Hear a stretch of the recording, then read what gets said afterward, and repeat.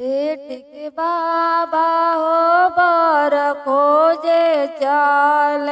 अरे बेटी के वाड़ धैले ठाड़ा हो लालनवा। अरे बेटी के वाड़ धैले ठाड़ा हो लालनवा। सुबह बैठाल बाबा ससुर खोजिया। अरे मचिया बैठल संग सास हो लालनवा। अरे मचिया बैठल संग सास हो लालनवा। पोथिया बजात बाबा भसुर खोजिया। अरे घुंघरू लसेली जेठान हो लालनवा। अरे घुंघरू लसेली जेठान हो लालनवा।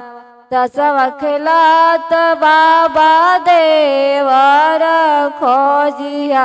अरे राम रसोइया देवरा न हो लालनवा। अरे राम रसोइया देवरा न हो लालनवा। सूरज बरन बाबा बर तू ही खोजिया। अरे तब बाबा रचिया बियाह हो लालनवा।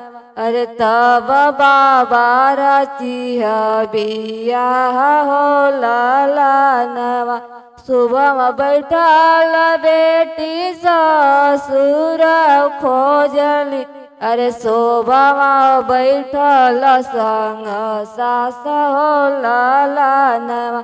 अरे मचिया बैठल संग सास हो लालनवा। पोथिया बचत बेटी भसुर खोजली। अरे घुंघरू लसेली जेठान हो लालनवा। अरे घुंघरू लसेली जेठान हो लालनवा। तसवा खिलात बेटी देवर खोजली। अरे राम रसोइया देवरा न हो लालनवा। अरे राम रसोइया देवरा न हो लालनवा।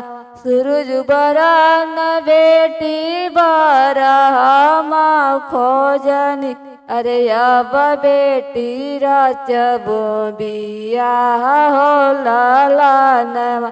अरे अब बेटी रचबो बियाह हो लालनवा।